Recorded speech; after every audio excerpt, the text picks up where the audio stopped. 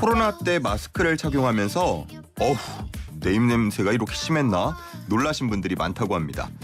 자, 그렇게 마스크 속에 숨겨왔던 입냄새, 이제는 노마스크가 되면서 대면 활동이 늘어나니 입냄새 숨기기 위해서 껌이나 구강청결제, 민트캔디 같은 입냄새 제거제들이 많이 판매가 되고 있다고 합니다. 자, 그런데 과연 이게 능사일까요? 올바른 입냄새 예방법에 대해서 오늘 홍지호 치과 의사와 함께 알아보겠습니다. 안녕하십니까? 네, 안녕하세요. 네. 네네. 자, 오늘은 좀 황당하고 또 재미있을 수도 있고 누군가에게는 굉장히 큰 고민인 입냄새 얘기를 해볼 텐데 네네. 그동안에는 마스크를 쓰고 있다 보니까 누군가한테 들키지 않을 수 있었는데 이제는 네네. 노마스크가 되니까 고민이 많아진다고 합니다. 입냄새의 맞습니다. 근본적인 원인은 뭡니까? 글쎄요, 입냄새 원인은 크게 두 가지로 나뉘는데요. 예. 제일 흔한 것이 이제 음식물을 드시고 나서 음식물 찌꺼기가 입안에 남아있는 경우가 제일 흔한 경우고요. 그 다음에 두 번째는 잇몸 질환 때문에 예. 뭐 농이 난다든지 아니면 피가 난다든지 하는 것 때문에 나는 입냄새가 가장 큰 이유 중에 하나고, 간혹 가다가 전신 질환 때문에 나시는 분들도 있는데 그거는 흔하지는 않습니다. 대개는 입안에서 원인이 일어나죠. 전신질환 흔하진 않다고 했는데 갑자기 궁금하네요. 어떤 경우에 그렇습니까? 예를 들어서 뭐 약을 드신다든지, 그러니까 혈압약을 드실 경우에는 입을 좀 마르게 하는 그런 작용을 하거든요. 네네. 그래서 그런 것 때문에 그러기도 하고, 뭐 당뇨에 있으신 분들은 당뇨 때문에 입에서 뭐 단냄새가 난다든지, 때로는 뭐 아세톤 냄새 같은 게 난다든지 하는 경우도 있습니다. 예. 네. 마스크를 쓰게 되면 입을 좀 다물거나 가리고 있는 경우가 많아지는데 실제로 그러면 입냄새가 더 잘 느껴지거나 더 심해집니까? 아무래도 이제 입냄새를 맡고 있으니까 예. 자기 자신이 좋겠죠. 남보다는. 예. 그것도 그렇고, 이제 쉽게 말해서 환기가 잘 안 되잖아요, 입안도요. 그렇죠. 그러니까 입안에서 더 냄새가 많이 날 수도 있겠죠. 네. 근데 저는 개인적으로 제 입냄새를 맡아본 적이 없는데 네네네. 그러면 제가 입냄새가 안 나는 겁니까? 아니면은 보통은 자기 냄새는 자기가 못 맡잖아요. 대개는 자기 냄새를 자기가 잘 못 맡는 경우가 상당히 많아요. 예. 그래서 이제 보면은 대개는 입냄새가 나시는 분들은 마스크를 벗었다가 다시 쓸 때 마스크에서 나는 입냄새를 보고 이제 내가 입냄새가 심하구나를 느끼는 경우도 상당히 많아요. 예, 그래서 사실상 뭐 내가 입냄새가 나는지 안 나는지를 이제 자가 진단하는 방법이 좀 있는데 가장 흔하게 쓰는 방법 중에 하나가 뭐 손등에 침을 묻혀서 조금 기다렸다가 냄새를 맡는다든지 아니면 빈 컵에 숨을 뱉고 그걸 냄새를 맡는다든지 가장 확실한 게 마스크를 썼다가 다시 벗었다 다시 쓰는 방법이고요. 때로는 외국에서는 그 음주 측정기 같이 그 기계에 이렇게 숨을 뱉으면 그 냄새를 측정하는 그런 기계도 있더라고요. 근데 우리나라에서 흔하진 않은데 그게 뭐 인터넷상에서 팔기도 하고 그러더라고요. 그 기계는 뭘 잘못했길래 그런 운명을 타고난 겁니까? 침 냄새랑 입 냄새는 똑같다고 보면 되는 건가요, 그러면? 글쎄요, 입냄새가 뭐 대개는 입냄새의 원인이 일반적인 음식보다는 뭐 마늘이나 양파 같이 먹고 나서 휘발성 황화물이라는 물질을 생성하는 그런 음식물들이 입냄새가 특히 많이 납니다. 그래서 이런 기계 같은 경우에도 이제 숨을 뱉게 되면 그 기계에서 이 휘발성 황화물의 농도가 어느 정도인지를 이제 감지하는 그런 기계거든요. 그래서 그런 게, 그러니까 쉽게 말하면 음식물 찌꺼기가 가장 입냄새를 나게 하는 원인 중에 하나입니다. 그런데 이 음식물에 의한 냄새도 있겠지만 가끔은 뭘 특별히 먹은 것도 아닌데 입냄새가 심하게 느껴지는 날도 있고요. 주변 사람이 그런 날이면 너 속 안 좋아? 라고 이렇게 물어보거든요. 그러니까 입냄새의 원인이 입안의 문제가 아닌 경우는 대개 이제 코가 막히거나 감기가 들었을 때 코로 숨을 쉴 수가 없잖아요. 그럴 경우에 입으로 숨을 쉬는 경우, 그리고 또 때로는 구강의 그 문제 때문에, 그러니까 쉽게 말하면 뭐 주걱턱이 있으시든지 아니면 치아가 많이 돌출이 되신 분들이 입으로 호흡 입이 잘 안 다물어지니까 입으로 호흡을 하시는 경우가 많고 또 입이 벌어져 있으면 입안이 마르는 경우가 많거든요. 예. 그럴 때 입냄새가 특히 많이 납니다. 특히 또 긴장을 하고 있는 경우에 말을 많이 하시는 분들. 예. 그러니까 뭐 예를 들어서 아나운서 분들이 말을 많이 하시고 긴장을 많이 하시잖아요. 그렇죠. 방송 때문에. 방금 들으면서 안 그래도 제 많이 난다고 생각했습니다. 보시면 돼요. 네. 그렇군요. 네, 어떤 광고 보면은 모든 건 간 때문이라고 외치는 광고도 있던데 입냄새랑 네. 간은 상관없습니까? 간이 나쁘셔도 결국은 이제 약을 드시면은 약 때문에 나는 경우도 있고 약이 이제 침을 마르게 하는 경우가 대부분이고요. 예. 그래서 뭐 혈압약을 드신다든지 아니면 뭐 입 주위에 방사선 치료를 하신다든지 하시면 방사선 치료 때문에 침샘이 고장이 나는 경우가 있거든요. 예. 그런 경우에 침이 마르면 입안에서 냄새가 많이 나고 또 뭐 스트레스를 많이 받는다든지 긴장을 많이 하는 경우에 또 입이 마르는 경우가 있으니까 그때도 그렇군요. 이제 입냄새가 많이 납니다. 음. 뭐 아까도 말씀드렸듯이 당뇨라든지 또 역류성 식도염 때문에 입안에 냄새가 나는 경우가 많고요. 예. 네네. 입냄새를 수치로 측정하는 방법도 있다고 들었는데 앞서서 말씀하신 그 기계를 이용하는 건가요? 아니면 네, 병원에서 맞습니다. 하는 다른 방법이 있습니까? 이제 그거 아까 제가 말씀드린 거는 휴대용으로 들고 다니는 거고요. 예. 병원에 보면은 이제 기계가 있는데 기계로 이제 수치를 이제 측정하는 게 있는데 이것 또한 이제 입안에 있는 이제 휘발성 황화물의 농도가 어느 정도인지에 따라서 그 수치보다는 이제 그래프에 예. 농도가 높고 낮은 거를 이제 판단을 하는 기계입니다. 일반적으로 치과들에 다 있나요? 일반적으로 치과에 다 있지는 않고요. 이제 그거를 전문적으로 치료나 이제 뭐 이제 증상을 이제 알아보는 그런 치과들이 있거든요. 그런데 찾아보시면은 예, 거기에는 예. 기계가 있습니다. 네. 일반적으로 다 있지는 않으세요. 우리 청취자분들도 이야기 들으면서 고민을 나눠주고 계신데, 네네. 익명으로 해드려야 되나? 충치도 입냄새를 유발합니까? 이렇게 물어보시는 분 계시네요. 당연합니다. 충치뿐만이 아니라요. 이제 잇몸병이라든지 또 잘못된 보철물 때문에 생기는 경우가 있는데 그 이유는 잇몸병은 아까도 말씀드렸듯이 뭐 치석이 많이 끼면 치석 주위에 예. 그 음식물 찌꺼기가 계속 남아있을 수가 있고요. 또 잇몸병이 심하면 농이 나온다든지 아니면 피가 나오는 게 이제 마르면서 냄새가 심하게 나고 충치 같은 경우에는 쉽게 말해서 치아가 부식이 돼서 치아에 뭐 구멍이 뚫린다든지 네. 이렇게 부식된 표면에 음식물 찌꺼기가 들어가서 그게 나오지가 않으니까 충치 때문에도 냄새가 많이 나고요. 특히 또 보철물이 잘 맞지 않을 때 이제 그 근처에 음식물 찌꺼기가 남아 있어서 또 날 수 있는 경우도 상당히 많아요. 예.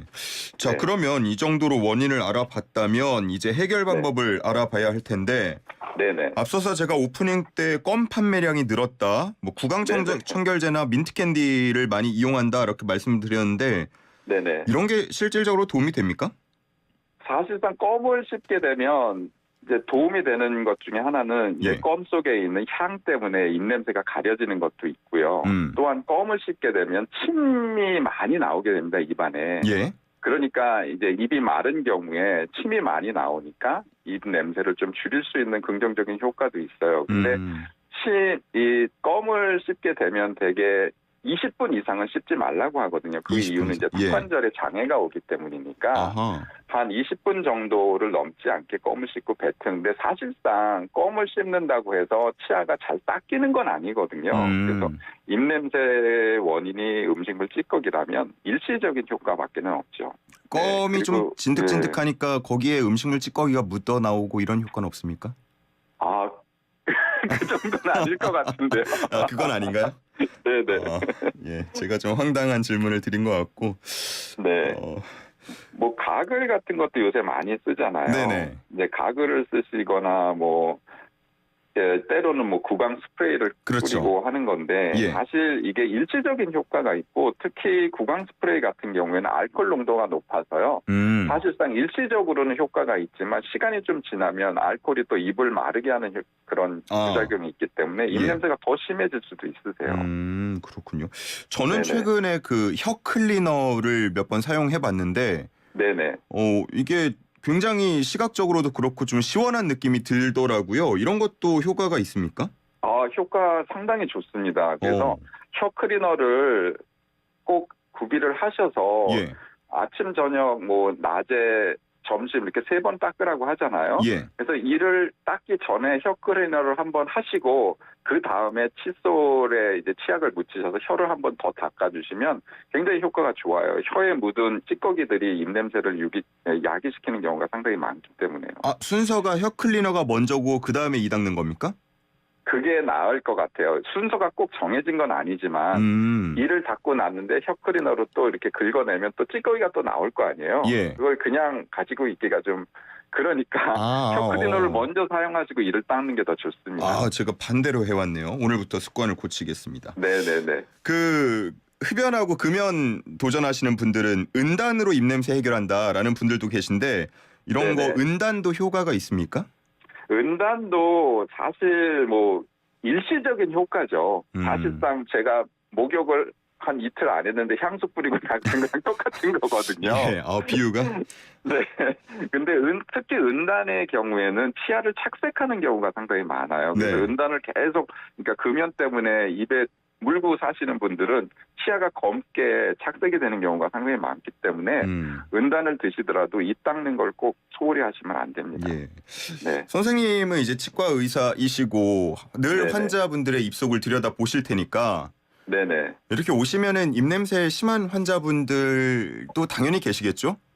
그렇죠. 입냄새가 심하다고 직접적으로 말씀을 하시고 찾아오시는 분들도 상당히 많고요. 예. 근데 대부분의 경우에는 전신 질환보다는 입안의 문제인 것 같아요. 그래서 대개 보면 입안에 음식물이 많이 껴 있다든지 예. 아니면 그 치석이라든지 잇몸병이 심하신 분들이 특히 주위에 이제 뭐 지인들이라든지 특히 이제 배우자님들이 말씀해 주시는 경우가 상당히 많더라고요. 입냄새 나니까 예. 이제 일반 지인들은 사실상 그거 말하는 게 좀 조심스럽잖아요. 그렇죠. 그러니까 대개는 배우자들이 말씀해 주시는 게 상당히 많더라고요. 그래서 치과를 찾으시는 분들이 많습니다. 예. 그럼 흔히 이런 분들 입냄새 때문에 찾는 분들은 치석 제거하고 네. 뭐 교정하고 이러는 건가요? 치석 제거를 일단 해서 치아를 깨끗하게 닦을 수 있는 그런 환경을 일단 만드는 게 중요하고요. 네. 사실상 입냄새를 제거하는데 가장 효과적인 방법은 칫솔질 플러스 치실입니다. 치실이요? 네네, 치실이라고 이 사이사이를 이제 실로 닦는 거잖아요. 예.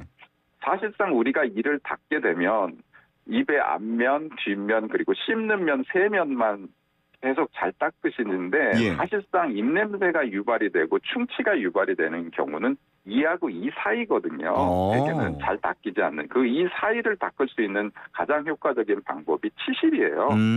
그래서 사실 치실을 안 하시던 분들이 습관을 들여서 하루에 한 번씩이라도 치실을 하시면 입냄새가 확연하게 주는 걸 확인하실 수 있어요. 특히 저녁에 치실을 하고 주무시면 예. 아침에 일어나도 입냄새 나는 게 확연히 줄습니다. 치실은 네. 근데 사용하다 보면 앞니랑 이런 데는 하기가 편한데 어금니 쪽이나 이런 데는 손이 잘 안 들어가더라고요. 맞아요. 그게 요령이 있는데 네, 제가 이게 보이는 라디오면 좀 어떻게 요령이 다 있나요? 안쪽까지 할 수 있는? 사실상 치실을 사실 너무 짧게 자르면 사용하기가 더 힘들어요. 그래서 치실을 좀 넉넉하게 한 30cm 이상으로 자르셔서 예. 손에 이제 뭐 검지에 둘도 감든지 해서 이걸 간단하게 만든 다음에 어금니를 하시면 되는데 치실이 너무 짧으면 이게 미끌미끌해서 잘 안 되거든요. 30cm까지나요? 예. 이게 아끼지 마시고 예.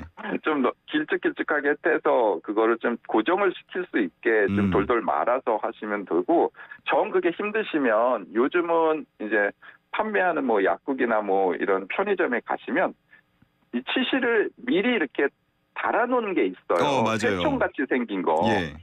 그거를 사용하시면 어금니는 조금 수월하게 하실 수는 있으세요. 알겠습니다. 네. 자, 그럼 치실을 강조를 해주셨고 우리 청취자분들 지금 들으면서 나도 좀 고민인데 하시는 분들 계실 수 있거든요. 좀 네네. 입냄새 안 날 수 있는 일상생활 속의 팁 같은 것들 끝으로 전해주시기 바랍니다.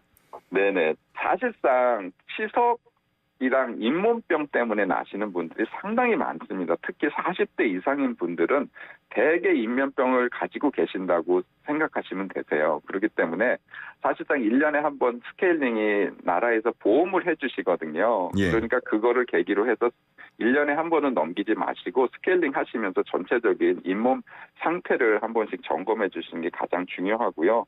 그다음에 아까도 말씀드렸듯이 치실을 생활화하시는 게 상당히 중요합니다. 그리고 물 마시는 거 빼놓지 마시고 물을 충분히 마시시고요. 또 담배 피시는 거 입냄새의 큰 원인이 되기 때문에 담배는 끊으시는 게 좋고요. 술은 또 끊을 수는 없잖아요. 사실상 술만 마신다고 해서 입냄새가 나는 건 아니고요. 술을 마시시면서 곁들여서 먹는 안주 때문이거든요. 특히 저녁에 회식 자리에 안주를 많이 드시고 오면 너무 피곤하니까 그냥 주무시는 경우가 상당히 많으세요. 그래서 꼭 안주를 드시고 집에 들어오셔도 피곤하셔도 꼭 칫솔질 그리고 치실 한 번씩 하시고 주무시는 걸 권장해 드립니다. 알겠습니다. 끝으로 네. 청취자분 질문 한 가지만 짧게 듣고 네네. 마무리할게요. 네네. 미니 제리맘님께서 아기에게 뽀뽀하면 충치균이 옮겨갈 수 있다는데 사실입니까? 저 손주 돌보는 할머니라서 질문드려요. 이렇게 질문하십니다. 네, 가능한 일입니다. 충치라는 것도 균에 의해서 일어나고 잇몸병도 균에 의해서 일어나는 거기 때문에 어린아이한테 입맞춤 하는 거는 아무래도 조금씩 삼가해 주시는 게 좋으세요. 뺨에 한다든지 네, 이마에 한다든지 하는 게 좋고요. 입안에 직접 맞으면 특히 잇몸에 왜 구내염 생기시는 분들 있잖아요. 예. 구내염 있으신 분들은 특히 아이들한테 뽀뽀하시면 안 좋습니다. 그 아이들 뽀뽀할 때 막 깨르르 웃다가 갑자기 정색을 딱 하는 경우가 있는데 그러면 본인의 입냄새를 의심해 보시면 됩니다. 네. 자, 오늘 여기까지 듣겠습니다. 홍재호 치과의사와 함께했습니다. 고맙습니다. 네, 감사합니다.